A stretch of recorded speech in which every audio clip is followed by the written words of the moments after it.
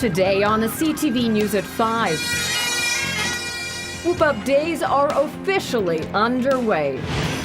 Plus, Alberta has its first human case of West Nile virus in 2 years.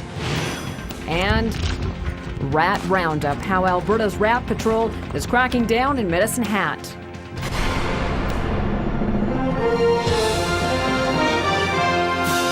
CTV News with Jackie Scantlebury. Good afternoon. A wild summer storm is slamming southern Alberta, and it's expected to get worse.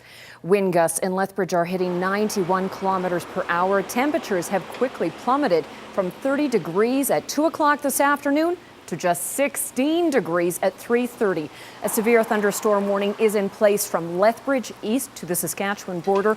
A severe thunderstorm watch is in effect from Fort Macleod to the BC border.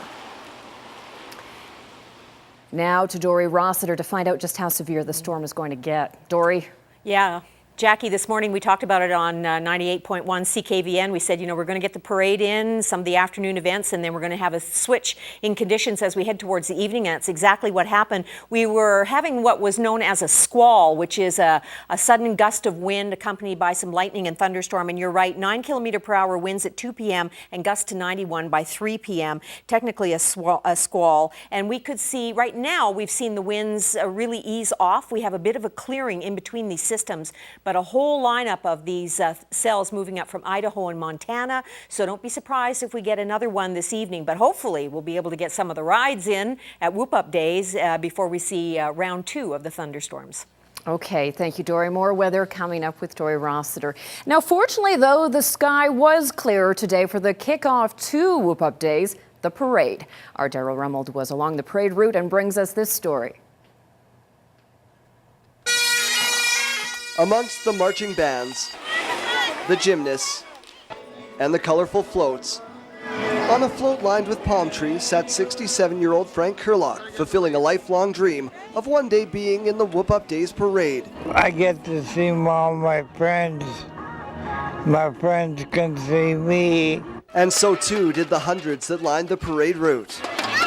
The parade marshal, a true hero, Master Corporal Melissa Whitegrass. In May of 2010, her convoy was attacked by a suicide bomber in Afghanistan, killing 6 soldiers and 12 civilians. Despite her injuries, Whitegrass managed to maneuver her vehicle to safety and provide security until the threat had ended.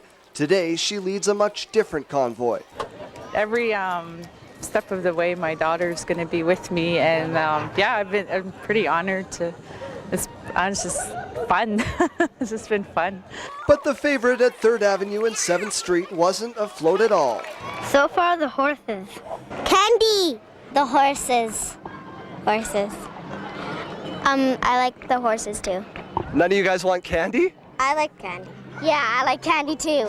There were kids' favorites and, of course, adult favorites. It's mandatory. I had that in my contract. Clearly, he needs a better agent. Mine got me the best seat on the route, no question. The 4-kilometer parade through the city's downtown marks the official start to Whoop Up Days, and there's good news for fairgoers and organizers alike. Temperatures are supposed to remain in the 30s all week, which could spell an end to a 2007 attendance record where just under 70,000 people went through the turnstiles through the 5 days. Over the years, the Whoop Up Days parade has meant something different to each person. But for Kurlock, this year's is a little more special because I got my wish. Daryl Rummold, CTV News, Lethbridge. And the Midway opened at 1 o'clock this afternoon.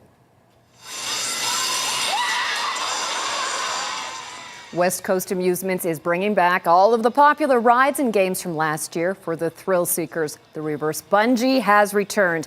A new addition is the mobile zip line, willing participants like, our own Daryl Rummold launch from a 28-foot high platform and soar 125 feet across the fairgrounds. There's also lots of yummy food, a number of entertainment stages, and the rodeo. That starts on Thursday. The Midway is open today through Saturday from 1 until 11 p.m. The fireworks finale will take place Saturday night at 11 o'clock. And pancake breakfasts are a big part of Whoop Up Days, and they were held throughout the city this morning. At the Interfaith Food Bank, Country Kitchen offered a healthy start to your day, along with, of course, the traditional pancakes and sausages. They also served up fresh fruit, milk, eggs, and juice. The cooks also used heart-healthy canola harvest oil and margarine made in Lethbridge. All of the proceeds raised for this morning's breakfast will benefit the Interfaith Food Bank and its users. This one is fun for us because not only do we get to be part of the Whoop Up spirit, but we get to showcase our Interfaith Country Kitchen. It's there to teach people how to cook healthy meals on a limited budget. So that's where all the food is being cooked today, and we're trying to spin that over into the healthy breakfast that we have before the parade. Now, tomorrow morning, Rick's Grill is holding a $7 steak and eggs breakfast, and there's also a toonie pancake breakfast at the Lethbridge Senior Centre, $4 barbecue at Western Stockman over the lunch hour.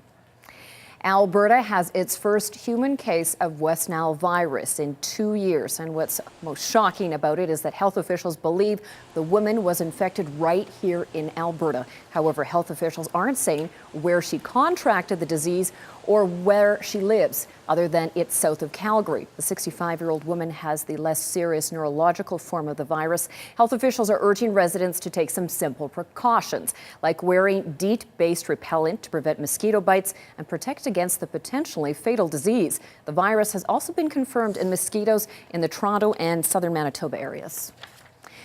Well, more rats have been found at the landfill near Medicine Hat. Kevin Green is in Medicine Hat today.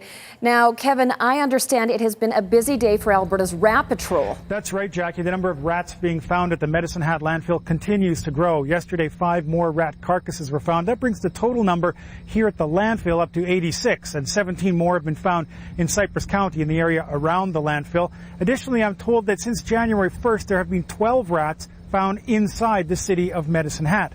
Now, yesterday, members of Alberta's Rat Patrol arrived here to help the local people here deal with the infestation. Since their arrival, it's been decided that the number of rat traps will be increased substantially. Right now, there are 40 rat traps in the area surrounding the landfill. That number is going to increase by 150, so there'll be 190 traps in the area surrounding the landfill. Now, the people here who are working on this infestation tell me the best case scenario is that it will be mostly dealt with within 2 months, but they say they're in it for the long haul. Rats can be persistent, they can be stubborn. You can seem to eliminate them and then they pop back up a few months later. So we're going to have to stay on top of this site for, we expect, for 2 years. Now, Jackie, it's interesting to note that Alberta's Rat Patrol has its annual training exercise here in Medicine Hat next week.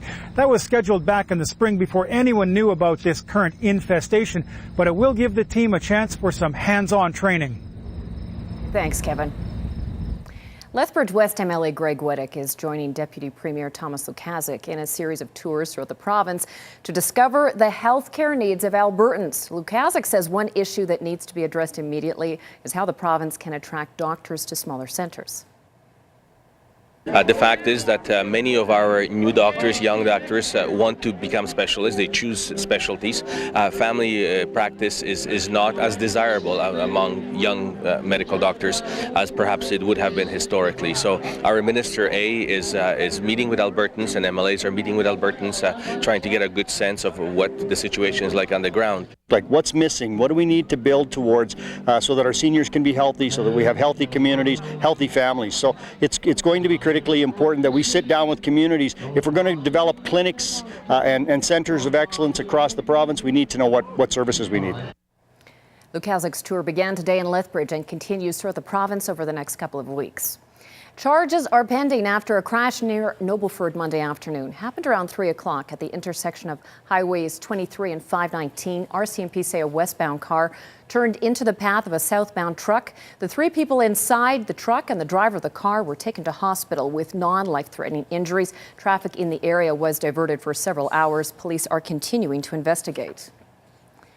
One of the routes to West Lethbridge should reopen to the public in about a month. Last August, the city shut down Bridge Drive to allow for some badly needed upgrades. Some of the projects included a new water line, sanitary sewer and storm sewer system, as well as road resurfacing. The work also included improvements to drainage to prevent erosion issues. Erosion problems have shut down Bridge Drive several times over the years. And today, city crews began paving the road. Officials expect to have it reopened by the end of September. Meanwhile, the city has filed an application with Alberta Environment to significantly increase the size of the city's landfill north of Lethbridge. The current size has been at capacity, or will be at capacity, in another 12 years. By expanding the facility, the life expectancy will increase it to 50 years. It will cost the city $120 million to expand and then to continue using the current site. But studies show it's less expensive than other alternatives, like incineration or anaerobic composing.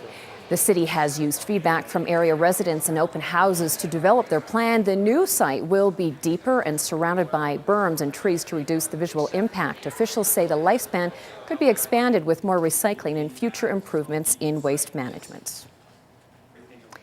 And Lethbridge Mayor Rayco Dodick says a decision on the future of the Henderson Lake Campground still remains in the hands of Exhibition Park. He says on January 1st, Exhibition Park will have a number of options that they can exercise, including leasing it to the existing campground operators. Mayor Dodick says that all leases have an end date and no one should be surprised that the existing agreement was coming to an end. But he says he was surprised to see reports that some people had been living at the campground for up to 10 years. Mayor Dodick says the area is zoned for a campground, but that wasn't meant for a long-term residential development. Something that came out that was a little surprising to myself, other members of council, was that this campground, which was meant, and the intent of the lease was such that it would be used for a campground, and that in fact it turns out that a significant number of the spots are used for long-term residences. So this is not the definition of a campground, which the zone is zoned for campground as a discretionary use. Some of the long-term residents say they live at the campground because it's the most affordable option for them. They started a petition asking City Council to keep the facility open.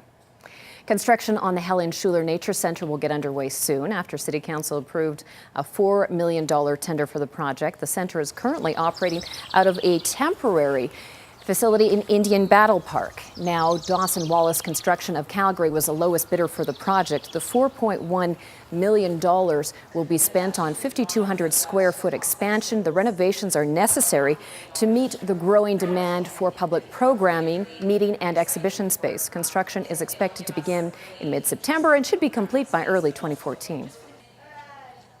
NDP environmental critic Rachel Notley is renewing calls for the government to conduct an independent scientific review of hydraulic fracturing, commonly known as fracking.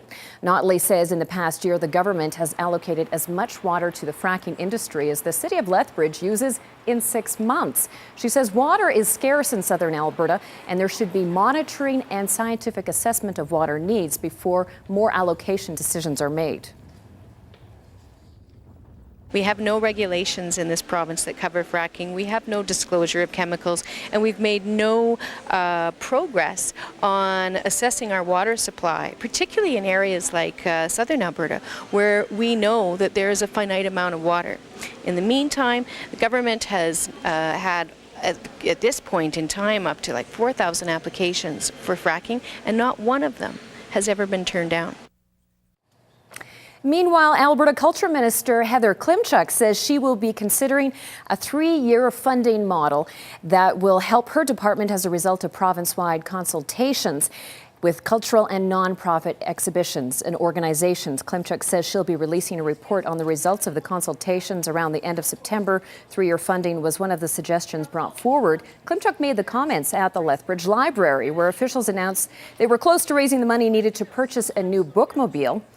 Meanwhile, today TELUS announced it would provide $60,000 through the TELUS TV for Good campaign. The old bookmobile is 27 years old and in some ways outdated. Speaking of money, let's look at how the markets fared today.